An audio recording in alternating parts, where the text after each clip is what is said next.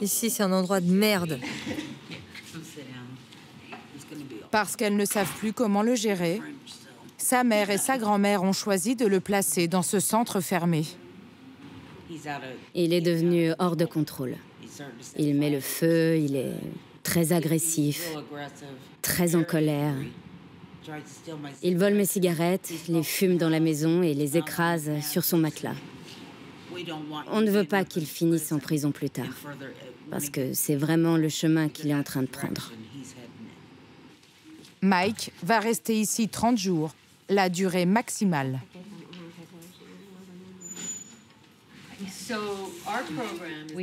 Dans notre programme, nous avons des activités auxquelles il peut participer. C'est volontaire. On lui demandera bien s'il veut y aller. On ne le forcera pas s'il ne veut pas. Tu devrais suivre une thérapie comportementale. Moi, je l'ai fait, c'est bien. Ok, je vais suivre cette thérapie. Le garçon a du mal à respirer. Cette séparation avec sa famille l'angoisse beaucoup. Il est assez vieux pour être enfermé. Pourtant, il ne lâche pas ses peluches. Je t'aime. Mike doit passer un test de personnalité pour déterminer son suivi sur place.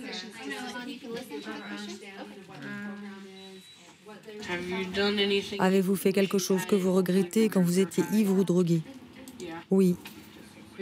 Avez-vous déjà eu envie de vous suicider? J'ai répondu oui. Tu as des sautes d'humeur? Absolument. Tu fais de la dépression? Absolument. Des problèmes pour respirer? Est-ce que ça compte quand je m'énerve et que je fais... Non. Ok. Mike a des problèmes d'addiction et des troubles psychologiques, mais il comprend tout à fait ce qui lui arrive. Ça les aide à savoir si je suis en sécurité ici ou si je dois aller dans un établissement plus spécialisé.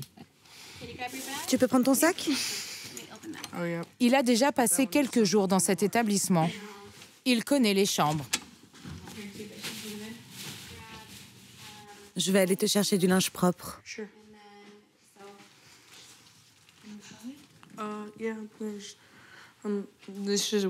C'est un lit en bois parce qu'ils ne veulent pas que les enfants aient des lits en métal, car sinon ils pourraient utiliser les ressorts pour se faire du mal. Ça, ce sont des matelas en mousse pour que les enfants ne s'étouffent pas avec. Pareil pour l'oreiller. C'est aussi petit qu'une cellule de prison ici. Les troubles du comportement de Mike sont liés, entre autres, à sa situation familiale. Son père, toxicomane, est sans abri. Pourquoi es-tu aussi en colère? Parce que je ne vois plus mon père. Ça me rend triste. Je ne suis pas content d'être ici, mais je pense que ça va m'aider. Tu as peur d'aller un jour... En prison? Honnêtement, oui, parce que je pourrais me faire tabasser.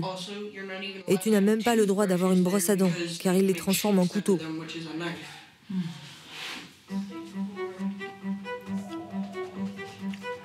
Ces adolescents sont ici pour des problèmes liés à la drogue, à de la maltraitance ou à des violences.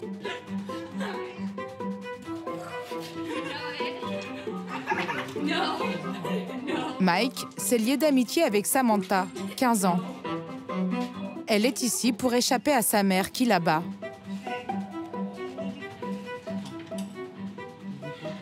Vous vous sentez comment ici? En sécurité? Ouais, c'est vrai. Je me sens en sécurité. Pourquoi tu rigoles? Moi, je me sens comme dans une cage. Ouais, mais elle est bien.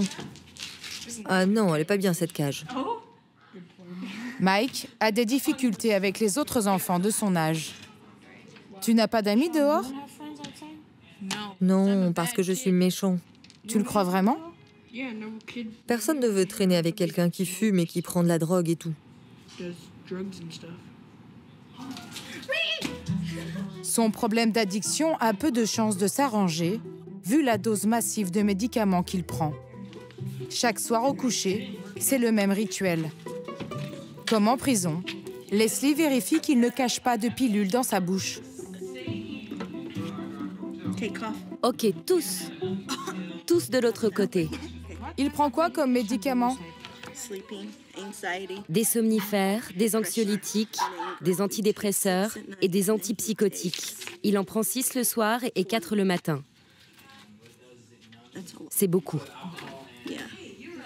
En Amérique, en plus d'être enfermés, les enfants agités sont souvent traités avec des médicaments très forts, aux nombreux effets secondaires.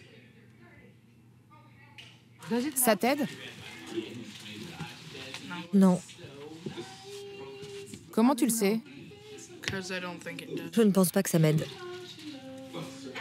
Pourtant, des médicaments, il en demande encore.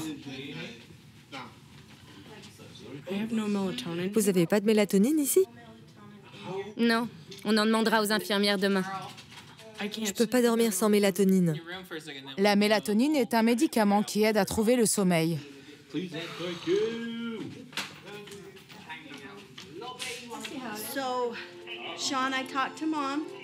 J'ai parlé avec ta mère, ok? Et elle m'a dit que tu pourrais t'en passer ce soir. Mais c'est des conneries, je peux pas dormir sans. Elle a dit que ça irait et qu'elle viendrait demain. Je ne vais pas dormir, je peux pas. On va le contrôler plus souvent car il n'est pas content et il pourrait se faire du mal. Pendant près d'1 heure, Mike s'agite dans tous les sens. Il n'en démord pas, il veut de la mélatonine sur le champ. Tu n'as aucune idée de ce que je traverse là, alors tais-toi. Dans l'impasse, Leslie décide d'appeler sa mère. Maman, tu viens? Comment ça se fait que tu ne m'en apportes pas alors que c'est ta responsabilité et ton devoir de mère? Apporte-moi mon médicament. Tu devrais te sentir coupable de m'avoir emmené ici. Tout ça, c'est ta faute. Mike a fini par s'endormir sans mélatonine, vers 23 heures. Il est toujours suivi par les spécialistes de ce programme, mais à domicile. Il espère ne jamais revenir ici.